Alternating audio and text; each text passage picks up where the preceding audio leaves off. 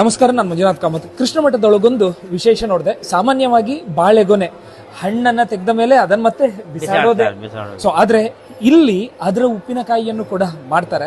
So ಇದ್ರ ಬಗ್ಗೆ ಒಂದಷ್ಟು ಮಾಹಿತಿಯನ್ನ ತಗೊಳ್ಳೋಣ. ಇವರು ಪುತ್ತಿಗೆ ಮಠದ ಕೊಠಾರಿ ಅವರು. ನಮಸ್ಕಾರ ಸರ್. ನಮಸ್ಕಾರ. ಬಾಳೆಹಣ್ಣ ಗೊನೆಯನ್ನ ಬಿಸಾಡುವುದಿಲ್ಲ ನಾವು, ಯಾಕಂದ್ರೆ ಬಾಳೆ ಹಣ್ಣು ಎಲ್ಲ ಬಣ್ಣೆಯಾಗಿ ತೆಗೆದು ಆಮೇಲೆ ಅದನ್ನ ತಂದ ನಂತರದಲ್ಲಿ ಅದನ್ನ ಸಿಪ್ಪೆ ತೆಗೆದು ಅದನ್ನು ಹಚ್ಚಿ ಉಪ್ಪಿನಕಾಯಿಯನ್ನು ಮಾಡ್ತೇವೆ. ಅದನ್ನು ಈಗ ಉಪ್ಪು ಹಾಕಿ ಒತ್ತಿ ಇಡ್ತೇವೆ. ಒಂದೂವರೆ ತಿಂಗಳು ಬಿಟ್ಟ ಮೇಲೆ ಅದಕ್ಕೆ ಮೆಣಸಿನ ಹುಡಿ ಇದೆಲ್ಲ ಹಾಕಿ ಅದನ್ನ ಉಪ್ಪಿನಕಾಯಿಯಾಗಿ ಮಾಡ್ತೇವೆ.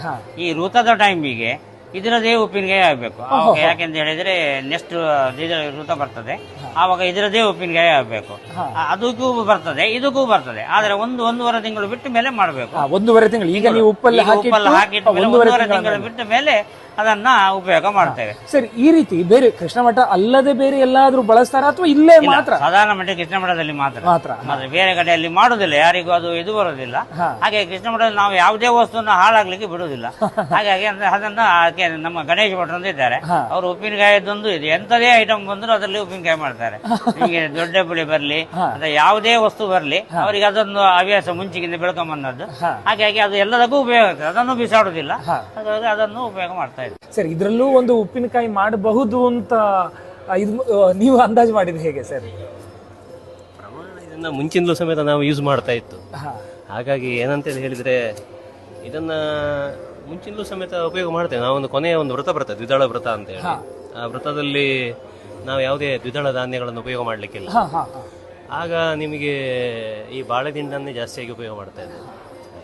ಅದನ್ನ ಉಪಯೋಗ ಮಾಡಿಯೇ ನಾವು ಏನಾದರೂ ಉಪಯೋಗ ಮಾಡಬೇಕಾಗ್ತದೆ. ಅಂತ ಹೇಳಿದ್ರೆ ಈ ನಿಮ್ಮ ಉಪ್ಪಿನಕಾಯಿಗಾಗಲಿ ಅಥವಾ ನಿಮ್ಮ ಬೇರೆ ಯಾವುದೇ ವಸ್ತುಗಳಿಗಾಗಲಿ ಅದನ್ನು ಉಪಯೋಗ ಮಾಡುವುದು.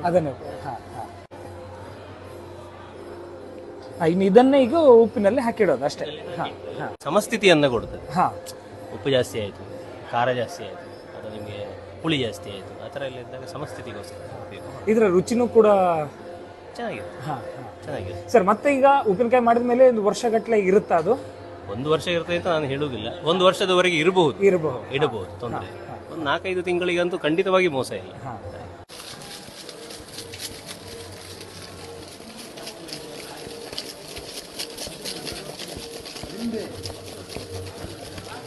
ಸರ್, ನಮ್ಗೀಗ ನಿರುಪಯುಕ್ತ ಅಂತ ಅನಿಸುವಂತಹ ಇದರಿಂದ ನೀವು ಈ ಉಪ್ಪಿನಕಾಯಿ ಎಲ್ಲ ತಯಾರಿಸ್ತೀರಿ.